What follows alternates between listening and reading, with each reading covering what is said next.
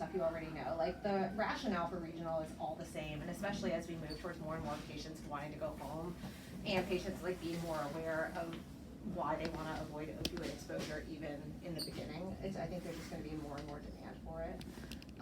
So we're continuing to do the preoperative cocktail. You might notice some patients are going to start getting Valium as part of their preoperative cocktail because unfortunately we don't have any IV muscle spasm agents on formulary here. Like we don't have Ribaxin or Scalaxin, so that's the best option that we have.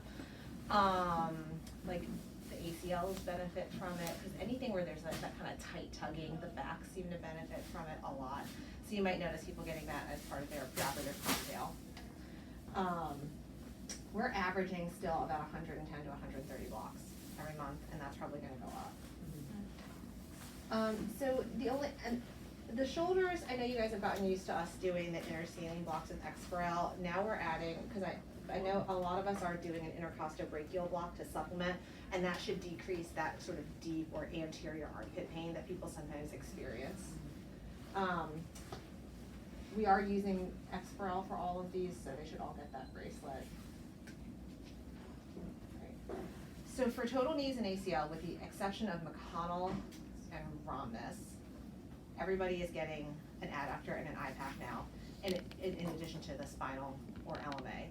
You know, so the adductor, it's like a baby femoral block, and the IPAC is just for the back of the knee. When I round, I see a lot of variability in how comfortable patients are based on who their surgeon is.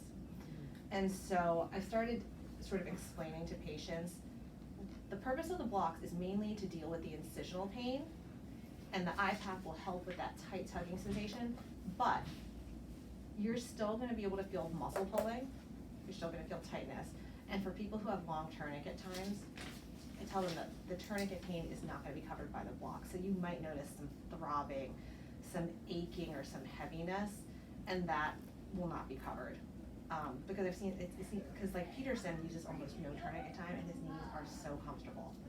And if you look, the people who still use long tourniquet times, I think their knees are the most consistently uncomfortable. Because it's the same anesthesiologist, like me, Dr. Jindal, Dr. Beggs, it's all the same ones doing the blocks, you know? So I know that our blocks are consistent. Quick question? Yeah. Why aren't you doing these for He Rhamnus? doesn't want it. Oh, okay. He just doesn't ask for it. He just thinks he's because his patients are fine. And some of them are, some of them aren't. Okay. Feel free to let him know if you think if they're. Is he still using Exparel? Okay. For the knees, not for hips. Okay. But if you see a difference, if you see a consistent difference in the rate of recovery or narcotic use, you know, hey, feel free to bring it back to us. Okay, so here is a quick video. I'll try to fast forward a little bit. But this is what we're doing for the IPAC. So this is the back of the knee here. Is medial, the other side is lateral. So lateral and medial. Let's start dissecting the anatomy and see how we can get to an explanation what IPAC block really is. If we dissect the skin and subcutaneous tissue, in this particular image now we see the greater saphenous vein, because this is the medial side, and that is the patella. We continue dissecting a little deeper, and now what we see is the muscles of the popliteal fossa.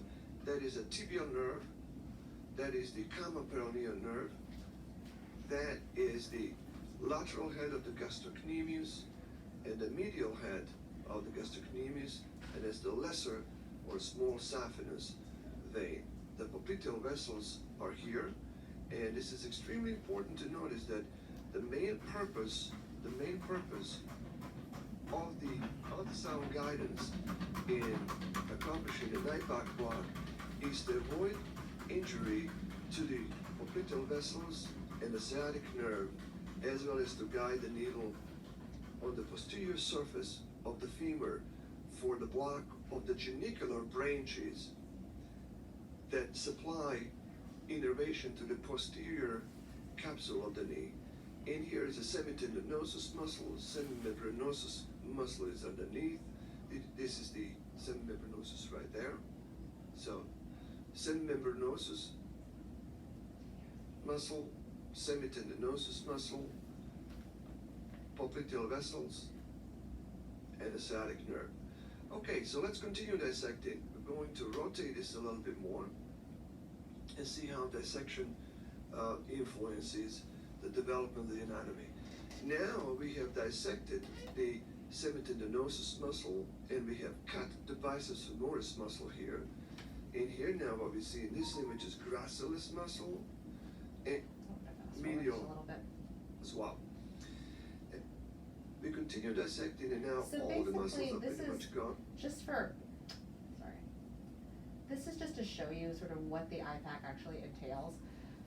So you're injecting below the level of the popliteal vessels, right along the shaft of the bone. So you're just infiltrating that space. There's no, the key is that you're not actually blocking on the nerve like you are with a popliteal block, and that's why you really shouldn't, if you do it in the right place, you shouldn't have any motor effect with this. Like you should not have a foot drop, you should not have, sometimes you can get a little bit of like tingling in the sole of the foot or a little bit of numbness, but it's pure sensory if it's done right. Okay, so leaving the joints and then going to our like truncal blocks. We've done tap blocks for a couple of years now. So now we're advancing that to doing something called a quadratus lumborum block, which is essentially like a tap, but a little bit better. So, the taps only cover somatic sensations, so it's good for your incisions, but the patients will still have cramping, bloating, burning sensations. And I feel like it's enough for most of the colorectal patients, but for the GYN procedures like open myomectomies, the uterine, they still have a lot, this significant discomfort. So a QL block is performed largely the same as a tap block, but if a tap block is done sort of here, the QL block you actually block more posteriorly here. And you can get a higher range in terms of like cephalad-caudad spread, and it also gives you a little bit better visceral coverage.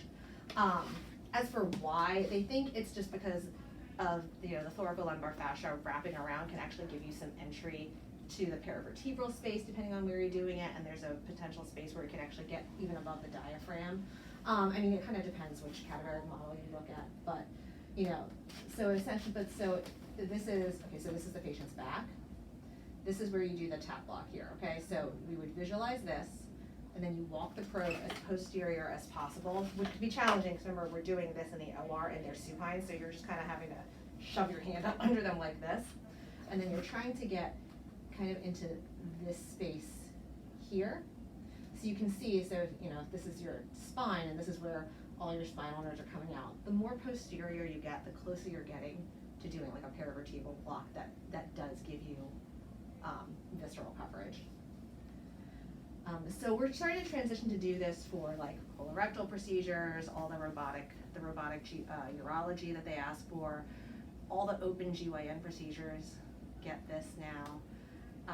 And even occasionally when Gleckler has a hip trauma, like an acetabular fracture, I'll do this on a unilateral block to give you a little bit of hip coverage. In some places they even do like a QL1 block for total hips, but I just think it's overkill because of the risk of leg weakness. Because this can give you leg weakness. So it's just kind of nice because it gives you the potential for better visceral coverage. It's been used for everything from like free flaps to deeps to all the stuff that we're already doing here. It's a slightly higher risk block. Like I wouldn't do it in someone who's anticoagulated because you're very close to the kidney. Erector spinae plane blocks we saw for a little while because we were doing them in some of the spine patients. Now O'Brien, I showed him how to do it under fluoro, so he's kind of doing it for some of his own patients. When they do posterior work, O'Brien and Foystroms are getting ESPs. When they have an A-lift or an X-lift, sometimes they're getting a TAP or a QL. In some places they actually put in catheters for this, and as we start the catheter service, we may eventually move in that direction too. The coverage for an ESP is very similar to a paravertebral. So 20 mLs of local will get you 4 dermatomes of coverage, maybe 6 in the thoracic space, about 4 in the lumbar space. And the reason it's different is because you're injecting just above the transverse process, but underneath the erector spinae plane complex, and it's much thicker in the lumbar region. So it's harder to distend it with the same amount of volume. It just can't travel as well. So this is what that looks like. So here's your transverse process. Here's the 3 muscles making the ESP complex. And so you take your ultrasound on either side of the spine, visualize the bone, come in above the needle, and drop your local right here. This can be done with patients sitting up. It can be done with them lateral, but it is done preoperatively unless O'Brien does it in the OR under 4.0.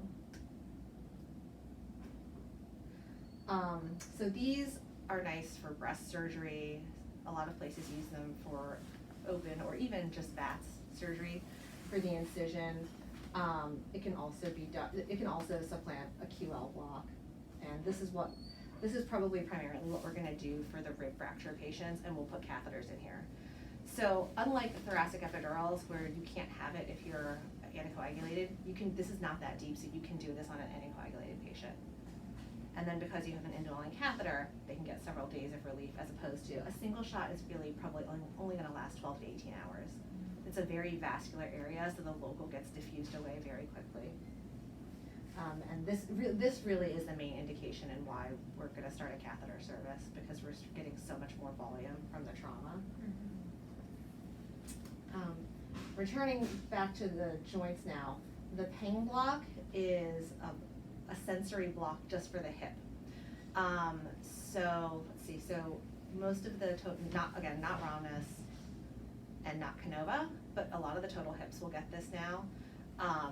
We do it on the hip fracture patients as well, just to give them a little bit of post-operative pain relief, and it also helps to make it less painful when we position them for the spinal.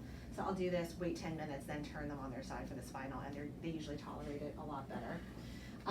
For this block, you're injecting just along the brim of the pelvis, just past the iliopubic eminence, underneath the psoas muscle.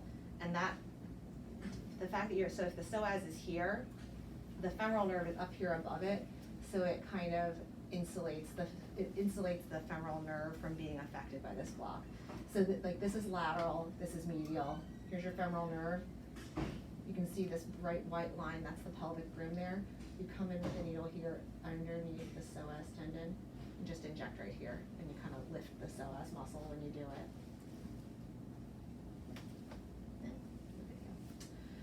All right, so in summary, the newer blocks you might see on the charts are the QL, which is, think of it as a TAP but better. The ESP, which is like a safer, easier paravertebral but same kind of coverage. IPAC for the posterior knees. PENGs are for hips, and then Valium for muscle spasm. Do you guys have any questions, any feedback about what you're seeing with the patients? VATS and those procedures where I don't know if these blocks can help, but lots they have a lot of pain. Yeah. Even because Ree injects Exparel for both Ree and Garrett inject Exparel for their I VATS, don't right? know about Garrett. I don't know if Okay. Garrett. What does Garrett do? I mean, everything that comes. I'm on video, so I shouldn't say it, but. I can investigate what they're doing. But would they be open to getting is it the ESP block that you would do for VATS? Would you think they would be open for that type of block? Because I'm not as sure. long as it doesn't cause any delays. Yeah. You'll have to get here at 2:00 in the morning to cause any delays. Okay. For O'Brien's patients, do they all get the block, or just is it selective? No, How do you it's determine kind of what patients get them? So it's really driven by their preference and not mine. He does, for the posterior work, he does ESPs, I think, for basically all of them now. Okay. You know, honestly, we were doing it for a while, but it was too much volume. So until we get a block nurse, I think it's gonna be hard to really expand the service beyond what it is now. They did help though. I do have to say, whenever I had O'Brien patients and they did have the block, it helped. So it would be nice. I mean, they're very challenging to They are. manage. It would be great to have like a standard a different pain protocol for them, sort of like a preoperative cocktail just for O'Brien's. So Something his different. NPs and PAs do write a pre-op cocktail. They do what? They do get a preoperative cocktail for the most part. Yeah, not like the standard one, like more robust, you know, More just because aggressive? we know, yeah. Like 20 Yeah.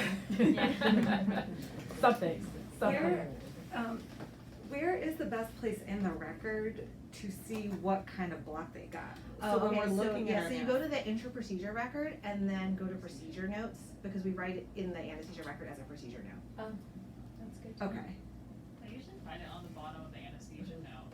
okay. Yeah. Yeah, at the very end, there's like 3 hyperlinks, it'll be to like pre-procedure evaluation, and then like usually there's an airway note, and then you'll see the block notes. Does getting a block affect physical therapy, like when So they it ambulate? depends on which block you're talking about, but Okay. generally no, because that's one of the biggest goals is that we not interfere with physical therapy. So adductors and IPACs should be completely motor sparing. Like, can there be a teeny bit of quad weakness? Yes, so they always have to ambulate with assistance, but for the blocks we're doing for total joints and ACLs, no. Okay. The shoulder blocks, of course, like those are totally no. Popliteal blocks, you can't rehab with those. So there's usually PACU considerations for the bigger blocks like the spinals and the shoulder blocks. Any considerations for the PACU nurse to notice instantly, any hemodynamic instability, any breathing issues, what should we be looking for? What should we be looking for in our So assessment? the biggest thing I would worry about, honestly, is just delayed onset local anesthetic toxicity, because typically it'll present at like 30 minutes out, so we would be with them still. But just so that everyone is aware that to look out for if it's delayed onset, but things like it's hard to tell post anesthetic too, but Yeah. sudden change in mental status, confusion, just symptoms like you're getting local anesthetic in your blood, ringing in the ears, metallic taste in the mouth, arrhythmia, because the resuscitation protocol is different. It's pretty straightforward to treat, but you have to treat it early. And we have the rescue kit with our code boxes. Do you still have it in the Omnicell here? We used to have it in the Omnicell and holding. I don't know. And now the rescue, the intralipid rescue. We should, I Yeah, mean, the it intralipid shouldn't have I changed, I didn't even think to look at it. No, because the Did they intralipid, move it? the intralipid The rescue box intralipid? is with, it's with the code boxes now. Oh, okay. There's like a yellow labeled intralipid box. Yeah, it's never fixed. Have any of you guys ever had to rescue it? No. I have once. And basically, the patient postoperatively got very agitated.